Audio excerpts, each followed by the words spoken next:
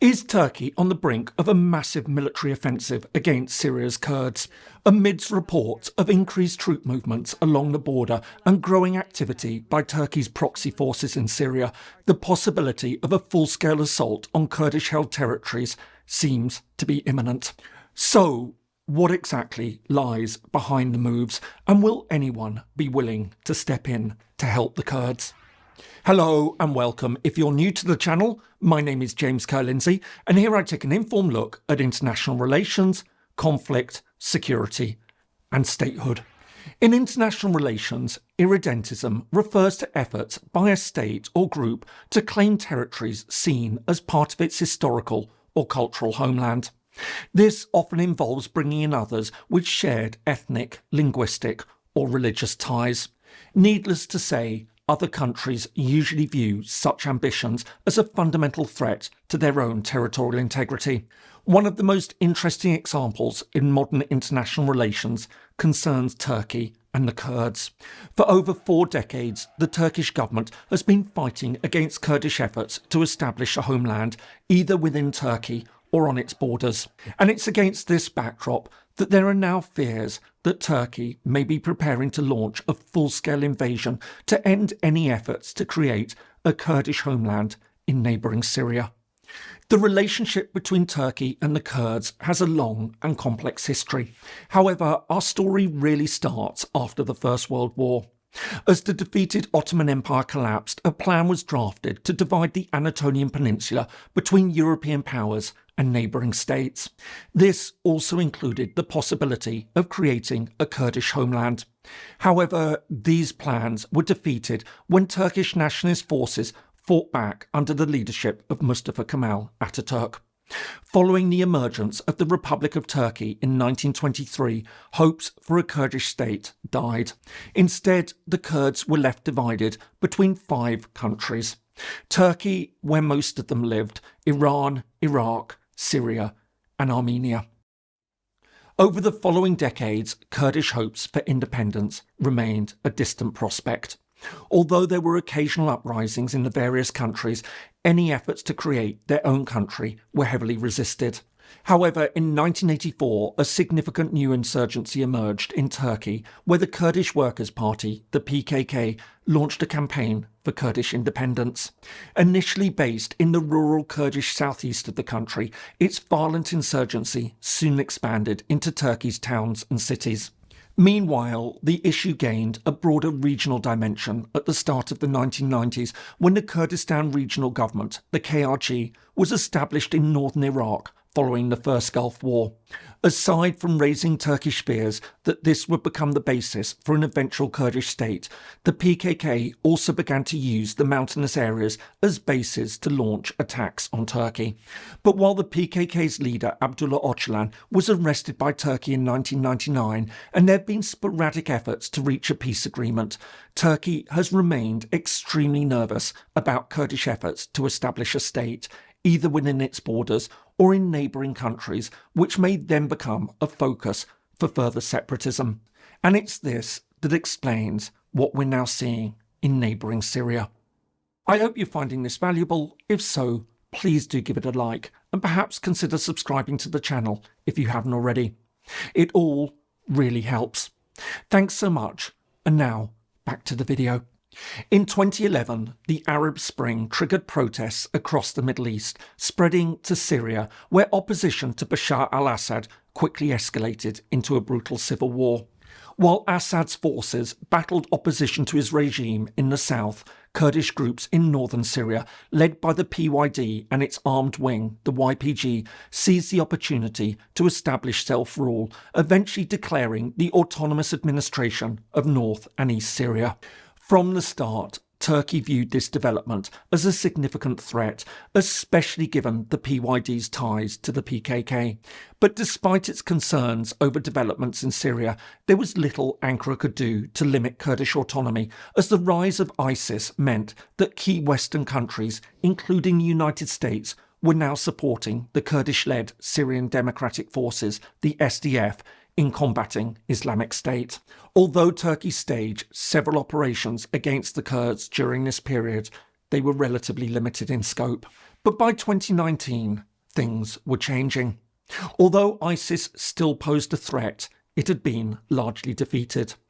As a result, following talks with Turkey's President Recep Tayyip Erdogan, the Trump administration announced the withdrawal of US troops from northern Syria.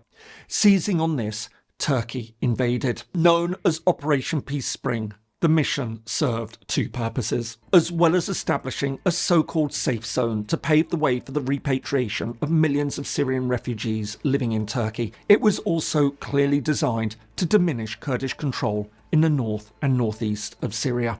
However, the mission had wider ramifications. For a start, it forced the SDF to turn to Russia and the Assad regime for support, thus propping up their power in Syria. It also led to a resurgence of ISIS. With Kurdish forces distracted, Islamist militants used the opportunity to escape the area. As a result, and following significant international diplomatic pressure and even threats of sanctions, Turkey agreed to a ceasefire and withdrew its forces to a 115-kilometre-long strip of Syrian territory lying along its border. Despite this, Turkey kept up the pressure on the Kurds, regularly signalling that another full-scale invasion was possible. For example, in late 2022, speculation again grew after a significant bomb attack in Istanbul was linked to the YPG. Although the mass attack never happened, many observers argued that Turkey was merely looking for the right moment to act. It's against this backdrop that the fall of the Assad regime appears to have opened the way for a Turkish invasion. With Russia now out of the picture and the new HTS administration in Damascus supported by pro-Turkish forces, there are good reasons to believe that Ankara may now see this as the ideal moment to act against the Kurds. To this end, reports are already emerging indicating that Turkey and its allied proxies are preparing a major assault on the Kurdish-held areas in northern and eastern Syria. Of course, if this happens, it will pose a massive threat to the Kurdish areas. Although the Kurdish-led Syrian Democratic Forces have considerable battle experience fighting ISIS, they're stretched thin across a large area. Moreover, Turkey has air power and more artillery. It would also enjoy support from its Syrian proxy forces. To this extent, while Kurdish forces could mount stiff resistance in certain areas, they would almost certainly need help from outside actors. But just where would they get it? First and foremost, attention will turn to the Western countries, particularly the United States. However, Washington faces a very delicate balancing act regarding the Turkish threats to the Kurds. While the US has supported the Kurdish-led SDF in combating ISIS, Turkey is a NATO ally. Historically, the United States has avoided confrontations of this kind with Ankara. For this reason, it's highly doubtful that the US would help the Kurdish areas against a Turkish attack.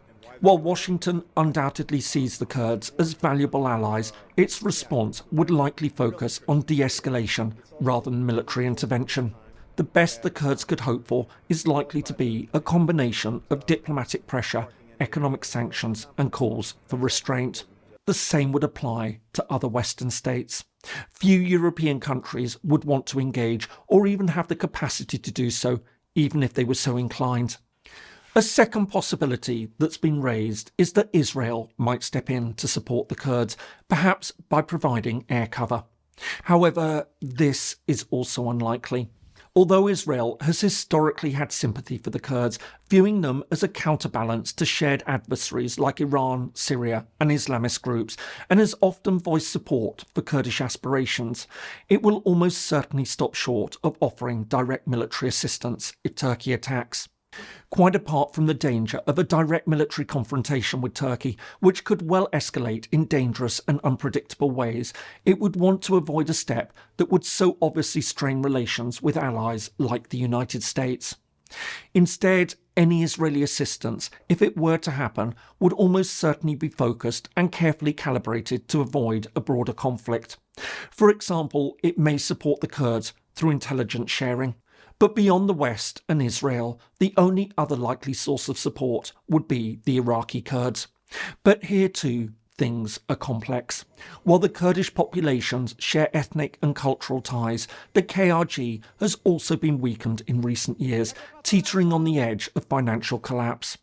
It also maintains a complex relationship with Turkey. Supporting Syrian Kurds, particularly the YPG, which has been linked to the PKK, could risk these ties. To this end, while Iraqi Kurds may provide humanitarian assistance, it seems unlikely that the KRG will offer significant military support to Syria's Kurds.